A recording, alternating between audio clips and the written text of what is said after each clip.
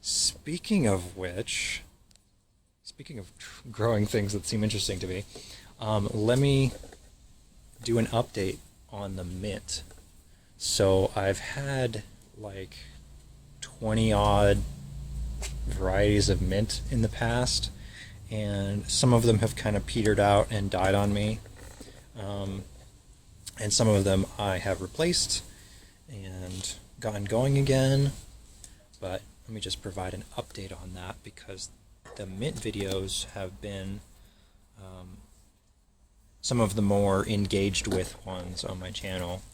I know I've gotten lots of questions about them. So I've replaced my Spearmint a couple times because it seems to be the most interesting to animals and insects. I've had this eaten back, I've had it dug up by a raccoon, but it is one of the ones that I want to maintain in the garden, so I think this might be my like fourth Spearmint plant. So this is a new one getting established, that's why it's so small. And we got the Peppermint.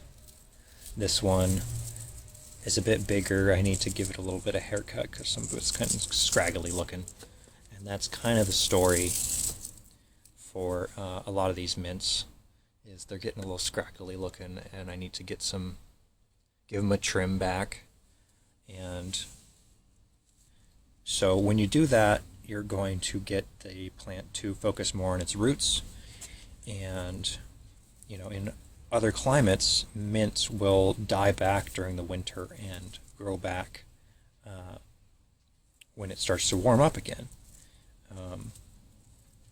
So some people will suggest that you should simply chop it back intentionally so that it can focus on its roots and live through the winter in doing so. So this one is the chocolate mint, and I used to have all the tags to them, but it's cheap plastic and they got broken, so I replaced all the tags with handwritten ones. This one's going to flower right now, and some of them have different looking flowers, and they're pretty interesting. The insects love these flowers. This one is a Mojito Mint, and this one sometimes has variegated leaves, but right now I don't see any.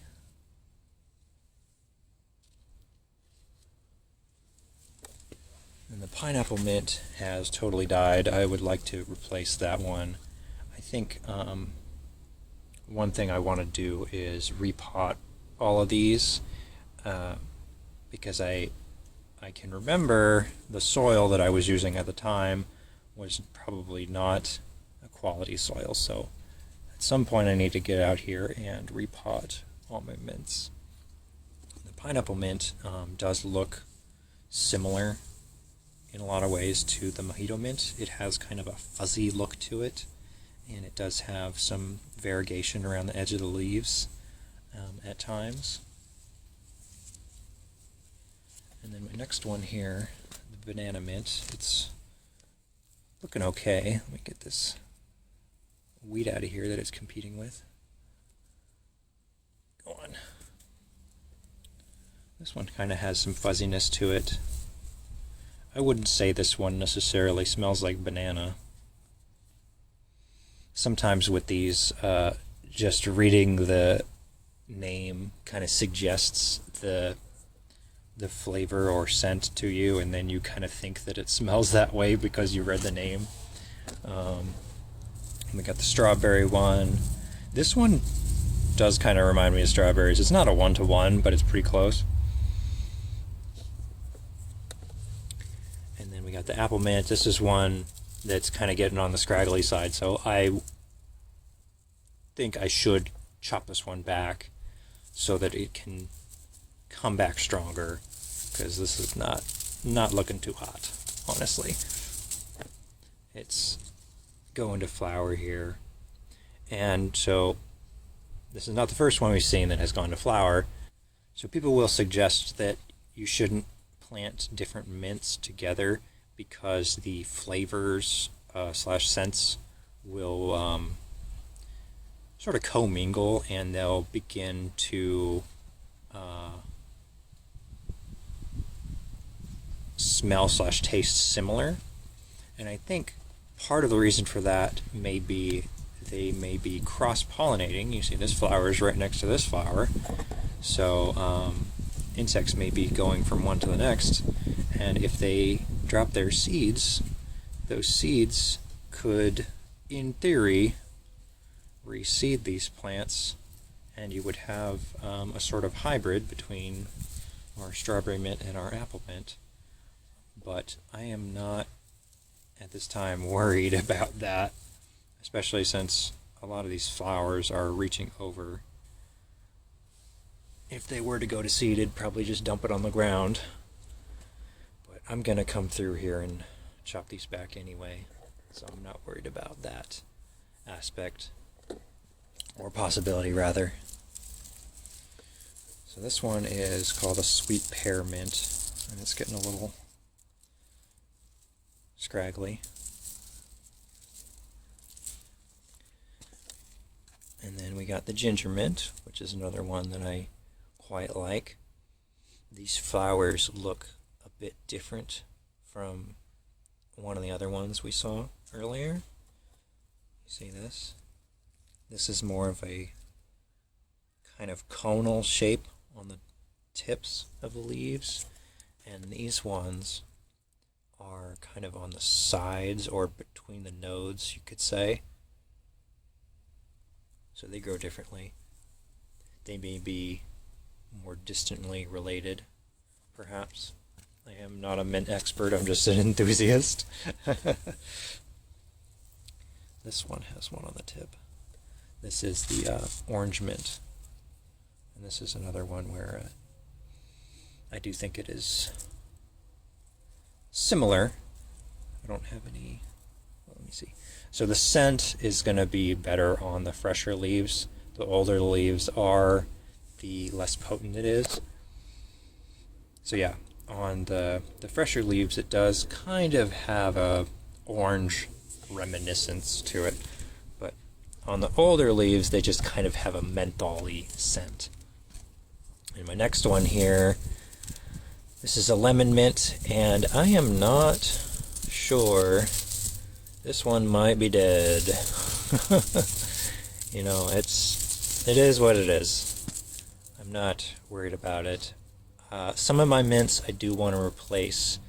Some of them I don't have a lot of emotional attachment to, so I may or may not replace the lemon mint. If I find one easily, then I might grab it, or rather, I think I'll probably wait and see if this one comes back. But we'll see how it goes. We get the grapefruit mint right here, and it's kind of dying back too.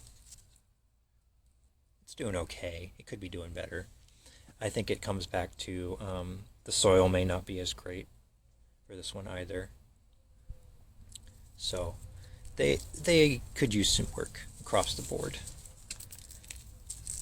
But the object with getting 20 odd mints was to kind of expose myself to the different scents, tastes, not necessarily to keep them all forever. I wanted to see which ones I liked the best and maybe focus on those ones. So we got some other ones that died back, and these ones have been gone for a little while, so I don't think they're going back. This was the Mexican mint and the Spanish mint. And then next up we got the Swiss mint. And it's doing okay. It could be doing better again. Here we got the Basil Mint, and this one, if I remember correctly,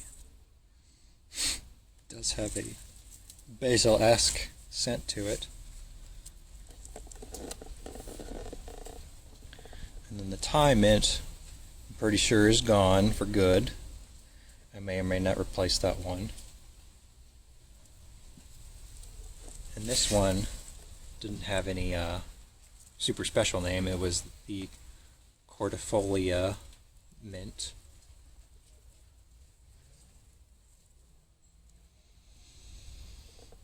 It kind of reminds me, I think this one may be a variety of Spearmint. That's what it reminds me of.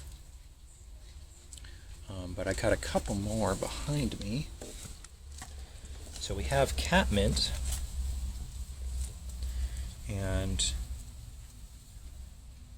it is my understanding that cat mint and catnip are not the same thing, but they are kind of talked about interchangeably.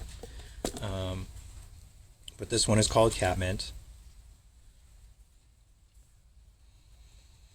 and it has like a, I know I'm using the same hand to rub all these leaves.